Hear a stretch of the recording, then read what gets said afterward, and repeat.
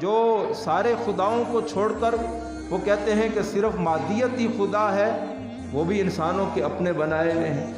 لہذا اللہ تعالیٰ اپنے نبی کے ذریعے سے ایک دین بھیجتے ہیں، ایک ہدایت بھیجتے ہیں، ایک راستہ بھیجتے ہیں۔ انا ہدیناہ السبیل، وہ اس راستے کو سبیل کہتے ہیں، وہ سیدھا راستہ ہے۔ اہدنا الصراط المستقیم، وہ آ کر نبی انسانوں کو اس راستے کے اوپر ڈالتے ہیں کہ دنیا کے اندر تم اپنی اس فطرت کے راستے کو پہچانو، اس روشنی کے راستے کو پہچانو اور اپنے خالق کے راستے کو پہچانو۔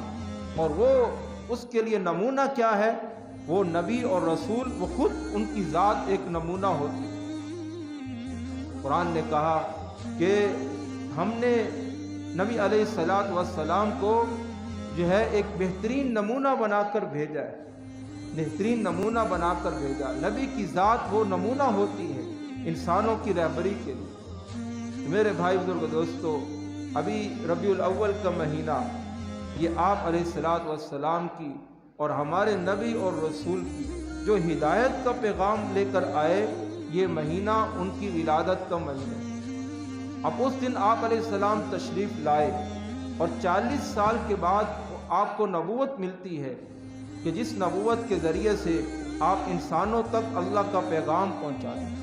تو آپ علیہ السلام صرف دنیا کے اندر آئے ہی نہیں ہیں، بلکہ آپ ایک ہدایت کے پیغام کے ساتھ آئے، آپ ایک رسالت کے پیغام کے ساتھ آئے، آپ ایک دنیا کو ایک راستہ لے کر آئے ہیں، آپ ایک طریقہ لے کر آئے ہیں جس سے انسانیت کو دنیا کے اندر اطمینان ملے گا، اور جس سے انسانیت کو دنیا کے اندر اپنے خالق اور مالک سے رابطے کا ضابطہ ملے گا، اور جس سے انسانیت کو ایک روشنی ملے گی کہ جو روشنی انسانوں کو سیدھا اللہ تک اور جنت تک پہنچائے گی۔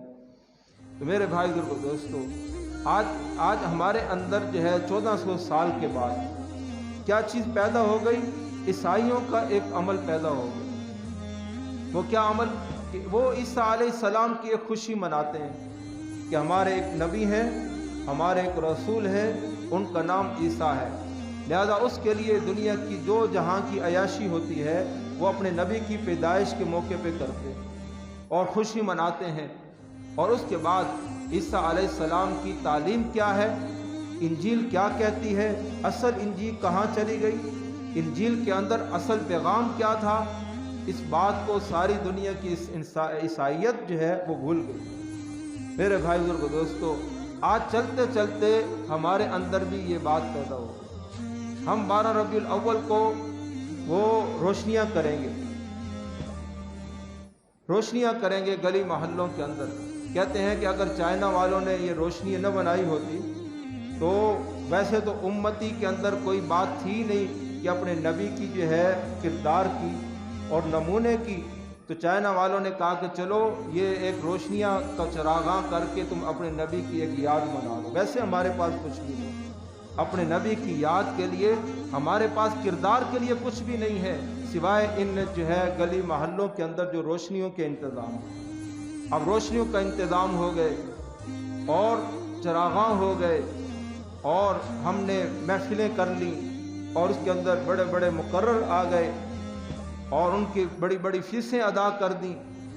لیکن جب ان 12 ربیع الاول کے بعد ہم امت کا نتیجہ دیکھتے ہیں کہ یہ امت اپنے نبی کے ساتھ کتنی جڑی ہوئی ہے، اس کا نبی کے ساتھ ایک روحانی کتنا تعلق ہے، یہ اپنے نبی کو کتنا ایک نمونہ بنا کر چل رہی ہے، تو جب اس کا ہم خلاصہ دیکھتے ہیں تو نوجوانوں کو دیکھتے ہیں وہ سر سے لے کر پاؤں تک دنیا کے مختلف مذہبوں کا ایک نمونہ پیش کر رہے ہیں۔ کوئی عیسائیوں کا نمونہ پیش کر رہا ہے، کوئی یہودیوں کا نمونہ پیش کر رہا ہے، کوئی ہندوؤں کا نمونہ پیش کر رہا ہے۔ اور عورتوں کو دیکھتے ہیں تو انہوں نے اپنا تمام کا تمام آئیڈیل وہ یورپ اور امریکہ کی عورتوں کو بنایا ہوا ہے۔ ان کے سامنے اماں فاطمہ اور حضرت عائشہ کی زندگی کا کوئی نمونہ ہی ان کے سامنے نہیں ہے۔ اب انہوں نے ابھی چند دن پہلے اپنے نبی کی میلاد منائی اور ان پر درود پڑھے اور ان پر محفلیں قائم کیں۔ بعض محفلیں آپ کو ایسی بھی نظر آئیں گی کہ हुजूर अलैहिस्सलाम की मिलाद के ऊपर इधर मर्द बैठे हुए हैं, उधर औरतें बैठी हुई, और उन पर जो नातें पेश की जा रही हैं वो म्यूज़िक के साथ नाचते। आप अलैहिस्सलातु वस्सलाम इसी गलत फितरती निज़ाम को तो ख़त्म करने के लिए आए थे, और इसी औरतों को अलग फितरत का निज़ाम बताया, मर्दों को अलग फितरत का निज़ाम बताया, नौजवानों को अलग किरदार बताए। लेकिन जब वो नमूना देखा जाता है तो इस उम्मत का नबी के साथ कोई रूहानी राब्ता और ताल्लुक़ नहीं रहता।